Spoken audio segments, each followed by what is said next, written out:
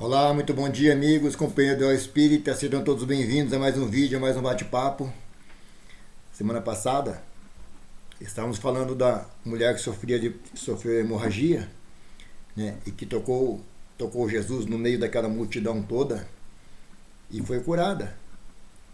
Né, e Jesus sentiu esse toque que ele foi tocado, né, que algo saiu de Jesus, aquela energia, aquele magnetismo saiu de Jesus. E ele falou, alguém me tocou, né? O discípulo falou, mas como? No meio dessa multidão, como nós vamos saber quem tocou? Aí que a mulher se manifestou, fui eu que eu toquei, né? E Jesus falou para ela, falou, foi a tua fé que te curou.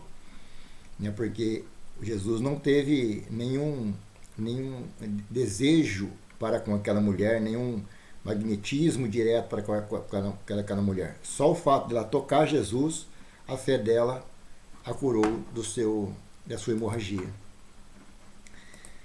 Muito bem, estamos dentro do capítulo 15. Tem algumas passagens de Jesus aí. Hoje comentaremos do item 12 até o item 17. Né? Começaremos pelo cego de Betsaída. Quando Jesus chegou a Betsaída, trouxeram-lhe um cego para que ele fosse curado. Foi levado até ele e Jesus lhe impôs as mãos. Diferente daquela situação que a mulher tocou Jesus. Jesus dirigiu o magnetismo para ele. E Jesus o curou, né? Passou saliva nos olhos, né? E havendo-lhe imposto as mãos, lhe perguntou se via alguma coisa. O homem olhando disse, vejo andar homens que mais me parecem árvores, né? Porque quando a pessoa tem os olhos sem a visão, é normal que ele, quando ele passa a enxergar, ele enxergue em tamanho maior, né? E Jesus mandou para casa, dizendo, vai para a tua casa. E se entrar na cidade, a ninguém digas o que se deu contigo. Está em Marcos, né? Nesse episódio narrado por Marcos, temos a exatidão do domínio de Jesus nos fluidos. A capacidade de manipular os fluidos curadores. Através desse magnetismo, se efetuou a cura. Não instantânea, que não foi curado na hora ali.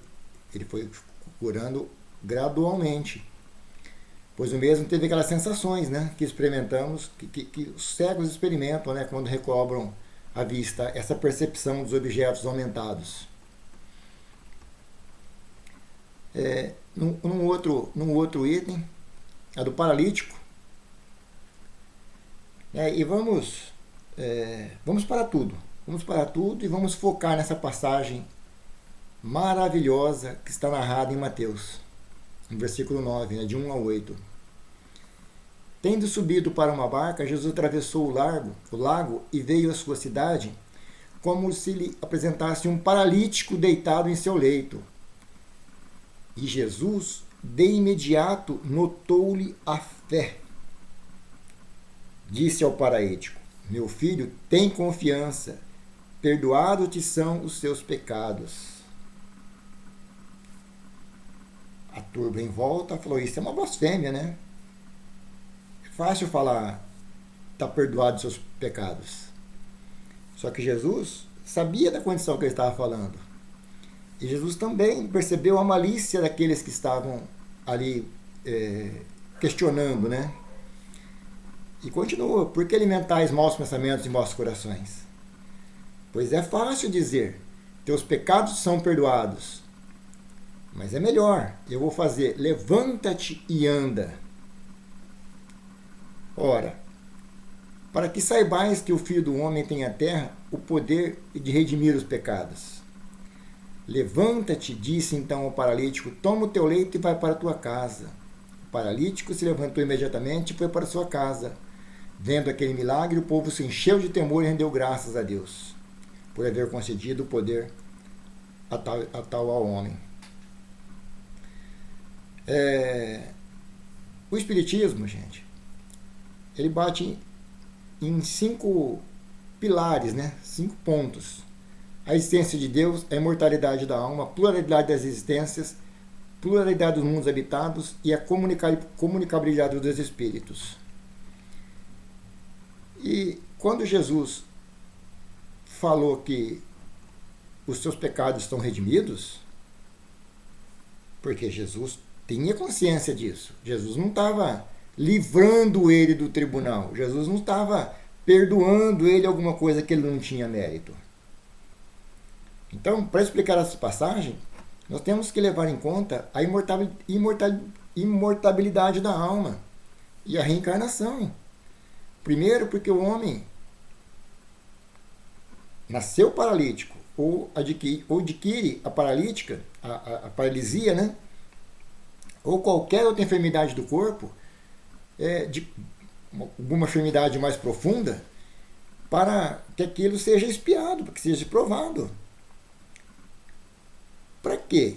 Para rever conceitos, expiar seus erros, mudar seu rumo. Busquemos o porquê das coisas, porquê das nossas enfermidades. Se nessa vida não encontrarmos o motivo propício a ela, que justifique, com certeza ela vai estar em vidas passadas. O plantio é livre, mas a colheita é obrigatória. Se nós não colhermos nessa vida, vamos colher em outra. Acontece que nós nos preparamos para resgatar esses erros do passado, lá no plano espiritual. Né? Não pegamos uma cruz, qualquer uma lá, que não será possível carregar, e viemos para a Terra aqui numa nova encarnação. Não fazemos isso. Deus não põe fardos pesados em ombros frágeis. E Jesus, com a tamanha visão espiritual que ele possuía, e possui, né? Sabia de antemão as intenções daqueles que dirigiam as palavras, e no caso também do paralítico, que a fé desse era imensa. Jesus não fazia milagres, a gente vai falar isso um monte de vezes, já falamos, já vamos continuar falando.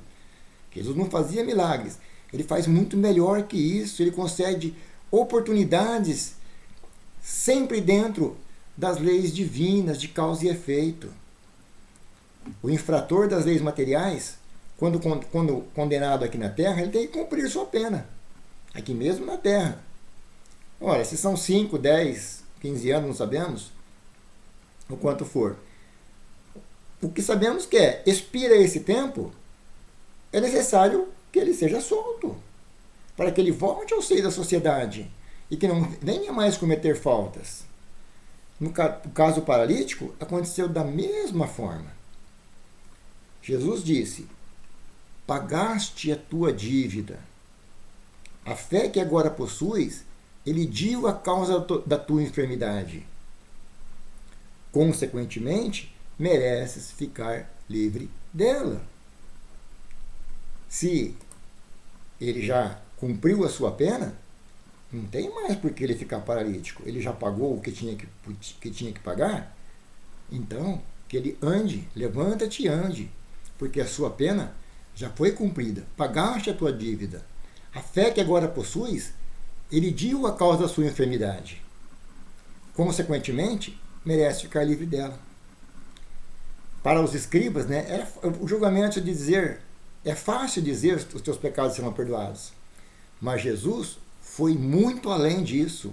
Ele disse: levanta-te e anda. Falar é fácil, fazer nem tanto, não é verdade? E por último, uma última passagem, a dos 10 leprosos, né? Que quando Jesus esteve em Jerusalém, passava pelos confins de Samaria e da Galileia, estando prestes a entrar numa aldeia de 10 leprosos, vieram ao seu encontro.